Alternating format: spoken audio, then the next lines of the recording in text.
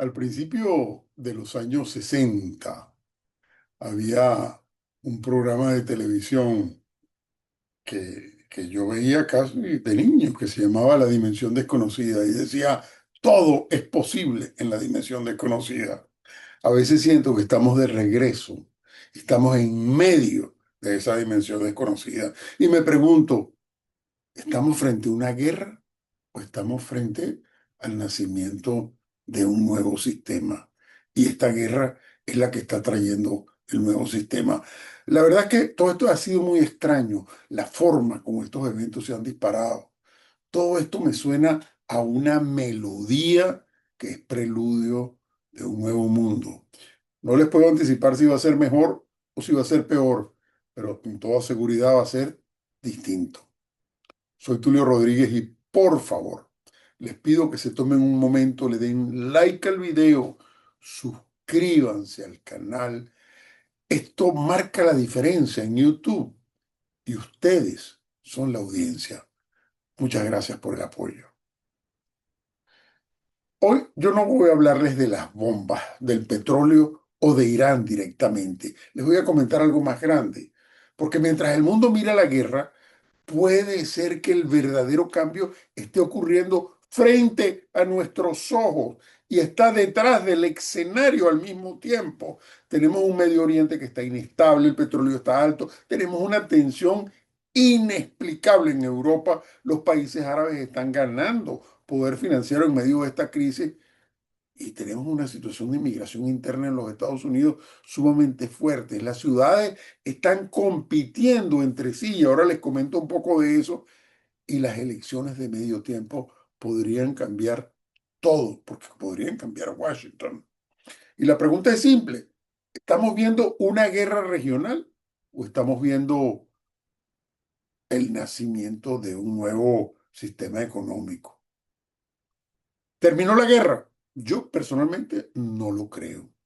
Muchos dicen Irán perdió, la guerra se terminó, todo vuelve a la normalidad. Y yo les digo, aguanten un momento, no tan rápido. Las guerras modernas no siempre terminan cuando dejan de caer los misiles.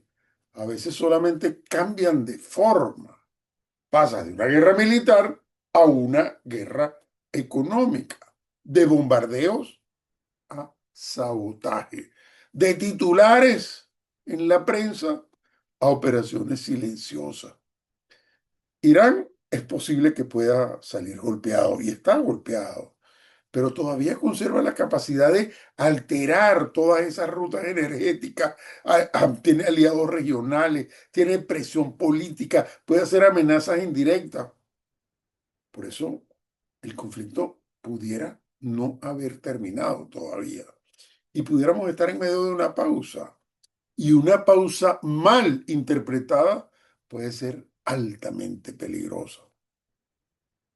Con suerte podemos estar en las puertas de un acuerdo y de un nuevo orden, así como pasó en 1948 en Bretton Woods, después de la Segunda Guerra. Y entonces la pregunta es, ¿y qué es lo que viene? ¿Es un nuevo orden o es un desorden internacional?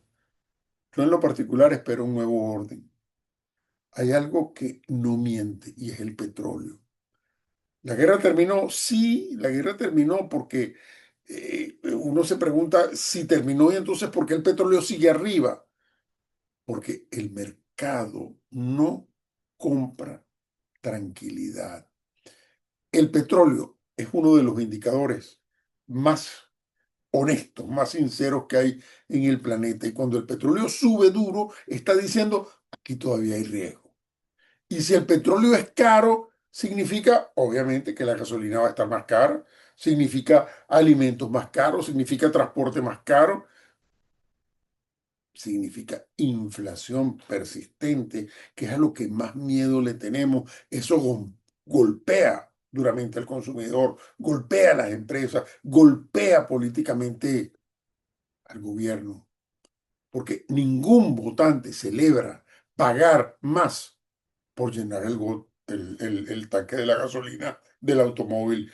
Y ese es el mayor ataque para el balance de los países que creen en democracia. Y entonces tenemos esta situación entre Europa y Washington, donde la relación se está enfriando rápidamente con el inglés. Keir Starmer, estamos peleados con el español Pedro Sánchez, bueno, él está peleado con el francés Emmanuel Macron, también hay diferencias, con el chancellor alemán Merz hay diferencias, y yo pensaba que la señora Meloni tenía un acuerdo y había cierto tipo de simpatías con el señor Trump. Parece que no es así. Todos están enfrentados con los Estados Unidos y ninguno dio su aporte. Y esos son, oigan, nuestros aliados. Yo no hablo de ruptura, yo estoy hablando de una cosa que se llama desgaste.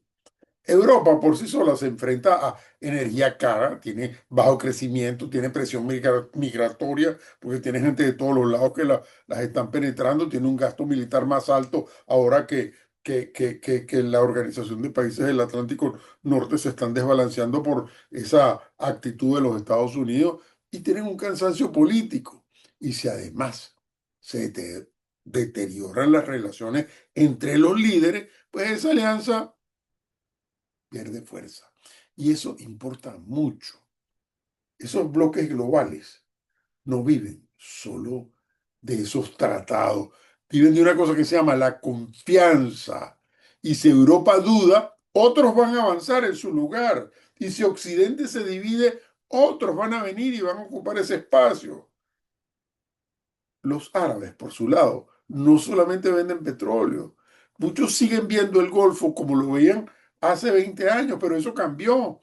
Hay varios países árabes que manejan fondos soberanos que cuando tú los analizas te quedas frío porque son gigantescos y esos son los que están haciendo inversiones gigantescas en los Estados Unidos, en inteligencia artificial, en esos centros de datos, en puertos estratégicos, en turismo global, en bienes raíces de alta presencia, en tecnología.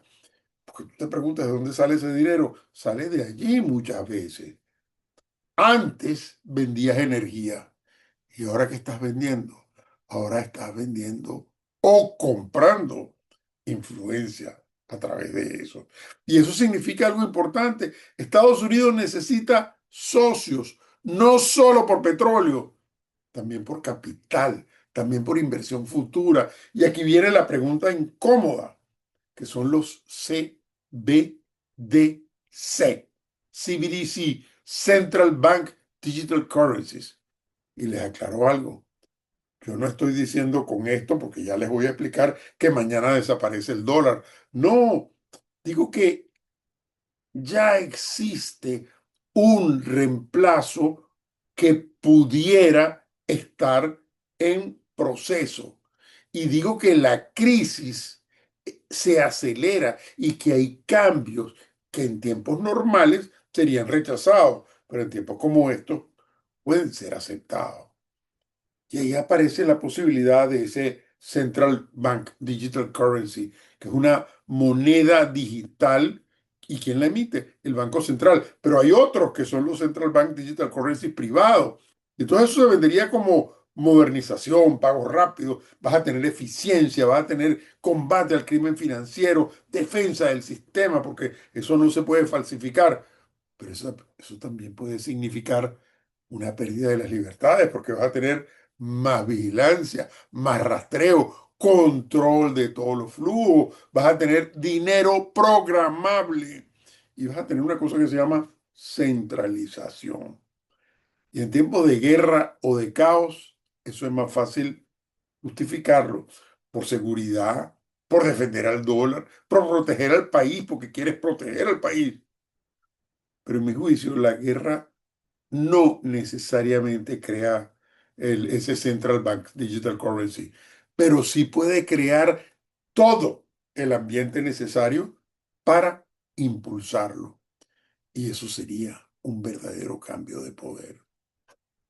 Hoy los Estados Unidos tienen una deuda, como me han oído decir mucho, de 40 trillones de dólares. Eso se llama el elefante dentro del cuarto. Hay algo que no desaparece con discursos y es esa deuda. Hay algo que no desaparece con balas y es esa deuda. Estados Unidos enfrenta niveles históricos y cuando un sistema vive de qué? ¿De qué vivimos? De un déficit constante, de un refinanciamiento continuo, de tasas altas, de emisión de una deuda enorme. Los particulares en las casas que siguen yendo al automercado no se dan cuenta de eso, pero eso es lo que está pasando. Entonces te llega la presión de que hay que cambiar reglas. Y por eso el debate monetario va a ser inevitable. Y no importa, oigan, no importa quién gane las elecciones, la matemática sigue estando allí. Entonces analizamos a Nueva York, a Miami, a Texas, a California. Esos son cuatro modelos claros para tratar de anticipar el futuro. Y mientras Washington está peleando por todos lados, Estados Unidos se está reorganizando internamente. En el caso de New York, bueno, hemos visto lo que ha pasado. Tienes costos altos, tienes presión fiscal, tienes una tensión política como prácticamente en ningún estado, sobre todo por la elección del nuevo alcalde. Tienes una fuga parcial de capital, tienes un desgaste, lo que se llama un desgaste urbano, y el Estado se convierte en un Estado estrictamente en un Estado liberal. Sigue siendo un gigante global, pero enfrenta desafíos muy reales. Entonces nos venimos al sur y nos venimos a Miami. Miami proyecta llegada de riqueza que viene de muchas partes del mundo y viene interna de los Estados Unidos, de gente que migra a Miami. Tienes esa migración interna, tienes inversión latinoamericana, crecimiento inmobiliario, entonces se comienza a desarrollar todo el estado. Tienes energía empresarial y la conducta es de un estado conservador. Entonces el estado gana momento, Miami gana momento. Entonces nos vamos a Texas. Según aquello que se llama Fortuna 500, esa, que había una valorización, en Texas tienes todos los hospitales, tienes toda la industria de la energía, tienes manufactura, tienes bajos impuestos que están relativos a lo que es el crecimiento poblacional, tienes una expansión empresarial y es un estado intrínsecamente que hasta ahora ha sido conservador. Texas se consolida, pero solo como un polo alternativo del poder político. Entonces les añado a California. California sigue siendo un coloso mundial, porque tienes tecnología, tienes capital de riesgo que va allí, tienes innovación, tienes entretenimiento de las mejores universidades, las universidades esas que se llaman la Elite University, están allí. Es un estado que se ha ido volviendo cada vez más liberal y enfrenta costos extremos. Muchas empresas están emigrando, tienes crisis de vivienda, tienes tensión regulatoria y tienes una cantidad de ideologías impuestas en muchos casos por el gobierno y las ideologías precisamente no son las que en estos momentos eh, controlan los gobiernos. Estados Unidos ya no gira alrededor de un solo centro. Ahora compiten varios modelos. Tienes las finanzas tradicionales, tienes la tecnología global, tienes energía industrial, tienes nuevas estrategias fiscales y eso cambia la política nacional. Perdón, eso te cambia el mapa del poder. Como conclusión les digo que no estamos viviendo una sola guerra. Estamos viviendo la conversión geopolítica. ¿De qué? De la energía, de la deuda, de la migración, de la polarización, de la tecnología y de la moneda. Es una competencia interna entre los estados y de esas convergencias salen nuevas eras, nuevos tiempos. La pregunta que se hace uno ahora es, ¿Irán perdió? No, esa no es la pregunta. No es si el petróleo va a subir otros $10. No es solo quién va a ganar en el Congreso. La pregunta es, ¿quién? ¿Qué sistema?